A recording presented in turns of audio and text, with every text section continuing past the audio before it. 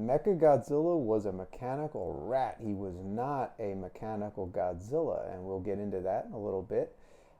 Terror of Mechagodzilla is probably my favorite Godzilla movie, and it deserves a bit of a retrospect, especially now because Godzilla is back in a big way, far bigger than I would have ever expected. And I've been watching Godzilla movies since I was 5 years old when they were ubiquitous on television.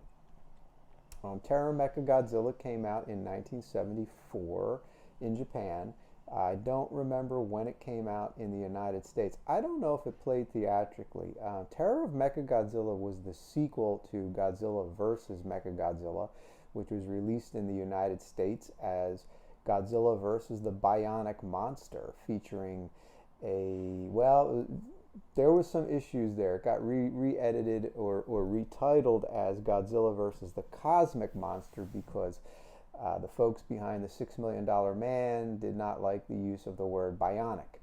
And to be honest with you, Terror of Mechagodzilla did terrible box office in Japan. It did about the worst ticket sales of any Godzilla movie up until that point. And sadly, it's a great movie. It's this tremendous movie with this great villain. Mechagodzilla is a great monster, great antagonist for Godzilla.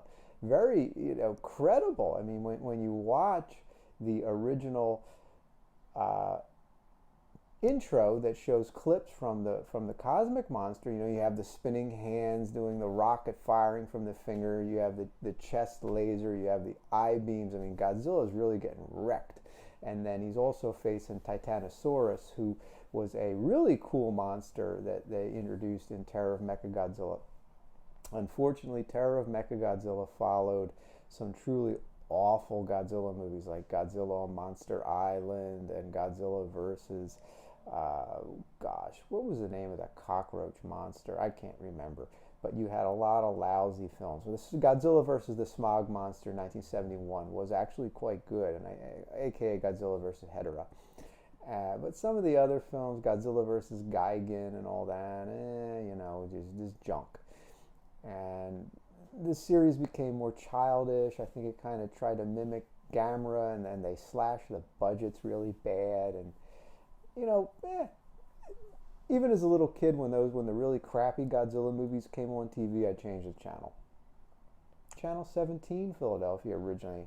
When I first saw it, it had a bumper still, like a black and white bumper still of Mechagodzilla, and it had this narrator intoning, no, we return you to the terror of Mechagodzilla. It was really dramatic and it was cool, and it was.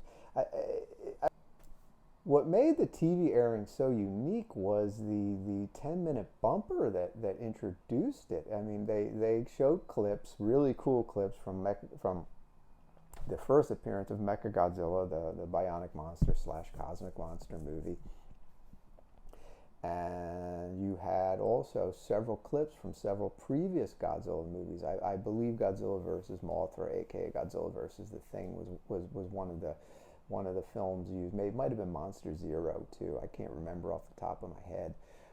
But it was neat. It kind of gave you a lead-in to a really cool movie that, interestingly, aired uncut on television. It was kind of violent, and when I remember getting the VHS years later, I think Paramount released the VHS. I could be mistaken. And I remember scenes where the alien had the human rubber face mask to hide his true appearance, and they ripped it off, and it just was this really creepy looking alien that looked like, basically it looked like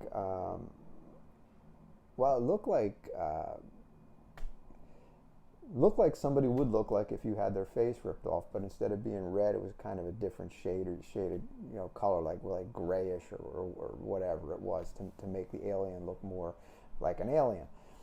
That got clipped on the video release, but I do.